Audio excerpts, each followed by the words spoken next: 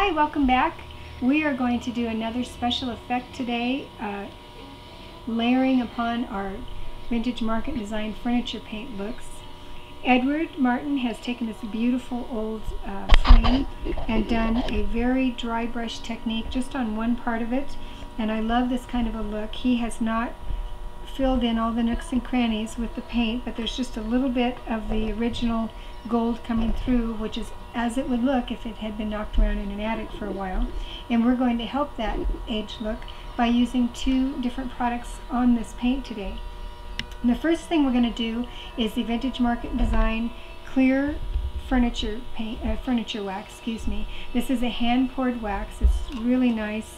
No bad odors, no petroleum products. It's so gentle you can use it on your skin, and we're going to use it to apply a layer on this paint and give it a surface so that our Grunge It medium, which we'll go to next, will have something to stick to. So I'm going to take one of the European brushes, because it's got that nice thick end, and I can work it into all these nooks and crannies.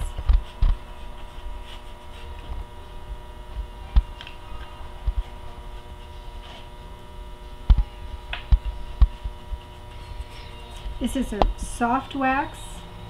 It's got a very delicate finish to it. It's not heavy.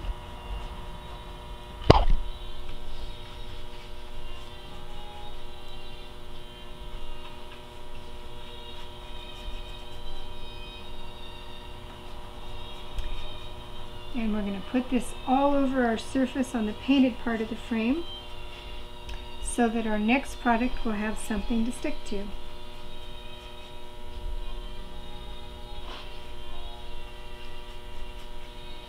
If you've ever heard that saying, wax on, wax off, that's what we do. We put it on and then we buff it off.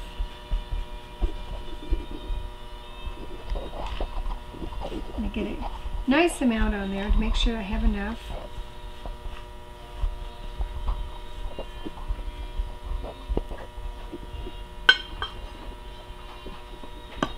And I'm going to give it one initial buff, and then we're going to let this sit 20 or 30 minutes, and we'll come back and buff it again and use our Grunge It.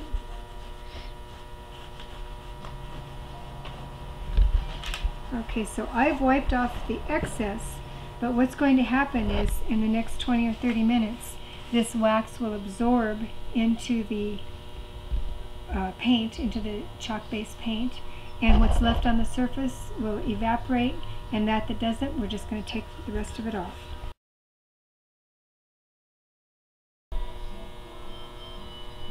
It's now about a half an hour since we have applied our clear wax onto the chalk-based paint, and we're going to go back and give it one little buff. We want to make sure there's enough moist wax left in between to grab our Grunge It, which is the next product we're going to use. So I'm taking my clean white terry cloth rag and just giving it a once over. Just don't want any left on the surface that feels sticky.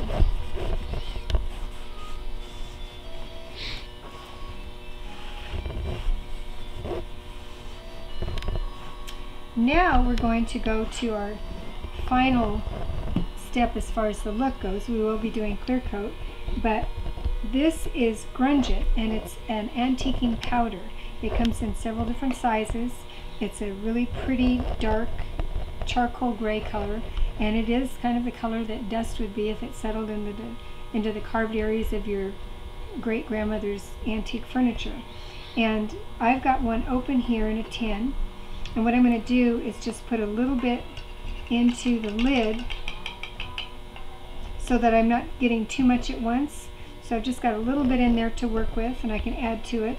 And you can see that it really is like a pressed powder, a translucent powder, only it's gray. It's got a very fine feel to it, and it glides around nicely. Another way you could apply this is if you have some little bottles from your spice rack that are empty that have the holes on the top, shaker bottles. You could fill them half full with the Grunge It and sprinkle it on your surface and then work it around with the brush. But I'm going to use just the brush and a little bit in my lid here today so that I have a lot of control over it. And the main idea with this is to get it into the areas of the carving of this frame. And there'll be a little bit of residue because not all of this is wet from the wax anymore, but some of it is, and that will grab just enough of the grunge so that it looks as if dust has worked its way into the crevices.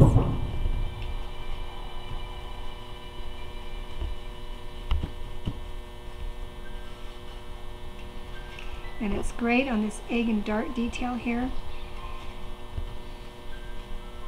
Doing something like this that gives you the contrast between the lights and the darks is what brings these pieces to life, because you really get to see the details. And if it was just one color or one effect, you really wouldn't get to see all this lovely detail in this beautiful old frame.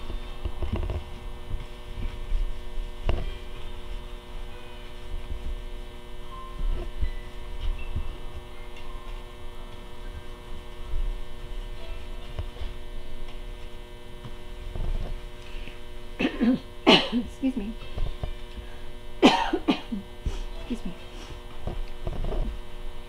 This Grunge It is a perfect color. It's just the right charcoal gray. It's not too dark. It's not too light and wimpy. And I'm finding that even if I hit an area where the wax is on there thicker, it's not going to grab it and look too dark and dingy. It just looks antique. It's a perfect shade of gray.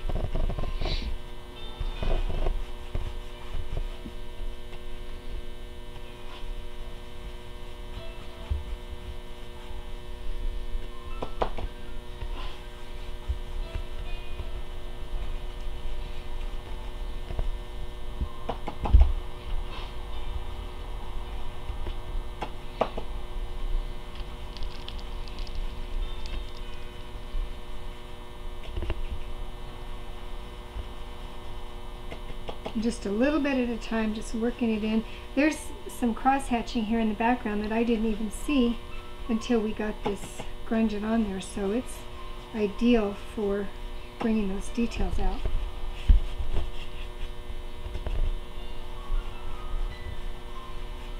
And then comes the fun part, when we polish it off. Okay, so now comes the fun part. We're going to polish this off and get the raised areas to be light while the Grunge It stays in the recessed areas and gives us more contrast. So I've got my clean white terry cloth rag. I've got it folded into a nice flat surface, and I'm just going to go over the surface pretty hard and get that off. This is where you get your work out.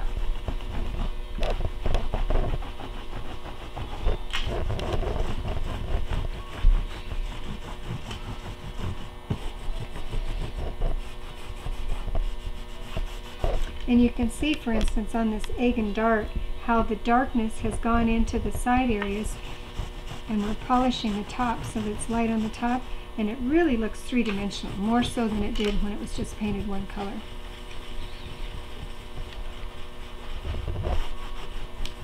The same thing here, these leaves are really starting to pop because of the contrast between the high area and the recessed area.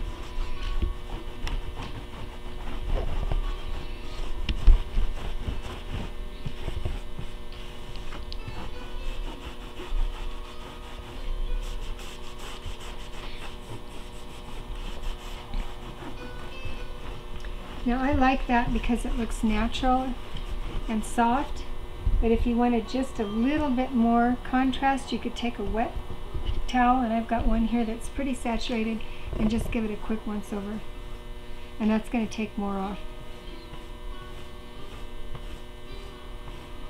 Just off the top, you don't want to go into the recessed areas.